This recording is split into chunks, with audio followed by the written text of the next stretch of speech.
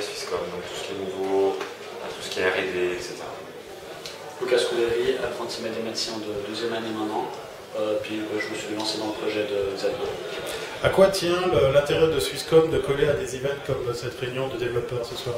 Pour nous, c'est assez important de ne plus apparaître comme opérateur historique, un peu la grosse machine, mais de montrer que par rapport à nos idées d'innovation, on est capable aussi d'intégrer des mondes qui sont assez différents du nôtre au départ. Et le projet qu'on a lancé, qu'on a mis sur le marché, c'est une intention d'aller dans cette direction-là. C'est une impulsion qui est donnée par Swisscom que de s'intéresser à ces connexions possibles, ou c'est des initiatives privées comme la vôtre? Non, il y a un intérêt réel au niveau de l'ensemble de l'entreprise, puis donc, qui est sur deux niveaux. D'une part, comprendre ce qui se passe dans tout ce monde qui au départ nous a échappé un peu au niveau des communautés Google Android, des communautés iPhone, etc. Et aussi d'un point de vue utilisateur, apparaît vraiment comme le compagnon du monde numérique, en fait, sur le long terme. Donc l'assistant, Swisscom est comme un assistant qui vient aider les utilisateurs, les clients, quand ils en ont besoin, au bon moment, sous une forme contextuelle appropriée. Alors j'imagine qu'il y a quand même une démarche derrière tout ça. Swisscom ne fait pas ça non plus par hasard. Est-ce que vous pouvez nous en dire un peu plus par rapport à ça? Non, alors pour le moment, franchement, c'est encore une fois qu'on est dans le processus d'innovation produit. On ne part pas à la fleur au fusil, mais on part avec une idée qui est plutôt d'explorer le marché, donc au niveau de développeurs, et aussi au niveau des utilisateurs finaux. Donc on a des idées de business model, on a des idées de revenus, mais pour le moment tout ça c'est à l'étude, franchement, honnêtement. Donc on essaie de faire en sorte que déjà le système potentiellement sur le moyen terme puisse autofinancer, avant même de parler de génération de revenus. Voilà. Donc on regarde dans cette direction-là en premier.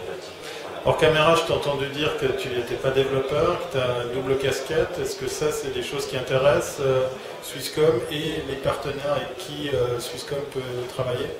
Oui, alors dans l'équipe, dans le département d'innovation produit, nous avons tous des profils assez différents.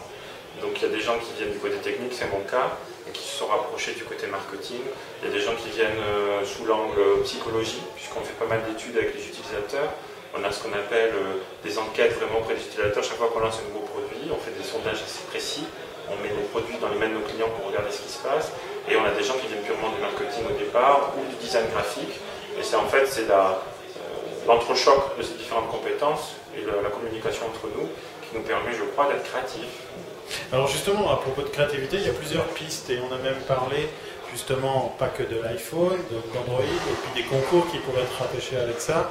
Il y a d'autres idées, d'autres pistes qu'on peut parler autour de ça? Disons qu'une piste qu'on emploie toujours de notre côté, c'est simplement donner la parole aux clients, donner la parole aux utilisateurs et donner la parole aux développeurs. C'est ce qu'on essaie vraiment de faire avec ce projet-là. C'est-à-dire, on essaie vraiment de faire en sorte que la créativité soit pas uniquement la nôtre, parce qu'elle est limitée, on a un nombre de cerveaux limité, il vaut mieux mettre en contribution la créativité collective. Donc c'est ce qu'on fait. Voilà. On essaie d'activer au maximum le feedback vers ces gens-là, pour qu'eux-mêmes soient des sortes de soutien à nos propres idées. On a fait connaissance avec une application. On pourrait peut-être en parler à nouveau, parce que c'est quand même particulier. Swisscom vient avec une application iPhone. Quelques mots là-dessus. L'advisor, qui va recommander à l'utilisateur final les meilleures applications pour lui, selon son UE, ses catégories préférées, et recommander aussi selon l'activité qui est autour d'une application. Si elle a été recommandée à d'autres amis, si elle a été beaucoup téléchargée, si elle est plus ou moins bien notée. Donc puis aussi de viser le côté local. Donc, on a de la peine à trouver notre application. J'ai moi-même une application suisse. J'ai remarqué que depuis que l'advisor a été lancé, j'ai quand même une belle augmentation de téléchargement. Alors, cette application s'adresse tout sauf à des geeks, justement le commun des mortels, l'utilisateur lambda. Comment Swisscom va mettre en avant justement l'usage de cette application qui peut lui faciliter la vie pour trouver de nouveaux softs à installer dans son téléphone? On va utiliser en fait nos relais de marketing traditionnel.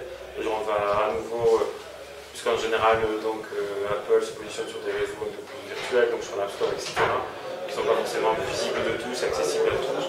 On va réutiliser les canaux type les NoShop, tous les touchpoints qu'on peut avoir avec le client. Donc c'est là-dessus qu'on va positionner un petit peu notre projet comme on fait avec les autres produits. Simplement un projet avec une notation, une couleur, je dirais une connotation un petit peu particulière.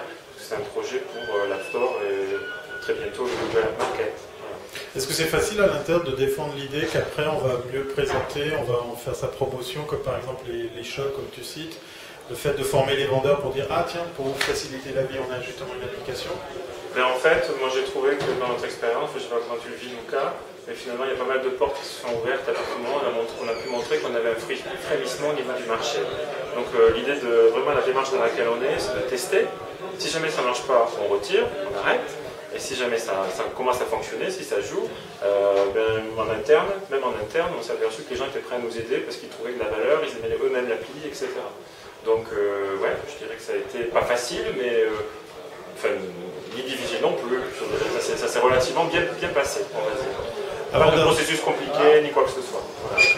Avant-dernière question, quelles sont les prochaines étapes de cette application et les versions qui vont venir derrière? Donc on va faire une petite mise à jour très prochainement, dans les prochaines semaines, avec une meilleure traduction et puis quelques améliorations techniques surtout.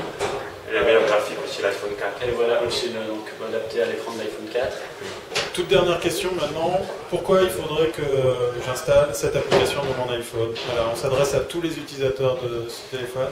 Parce que c'est quelque chose qui vous permet de ne pas perdre votre temps, de trouver très rapidement ce dont vous avez besoin et qui fait le lien entre la vie quotidienne et les apps qui supportent cette vie quotidienne. Donc à la fois les grandes marques, mais aussi le transport public, etc.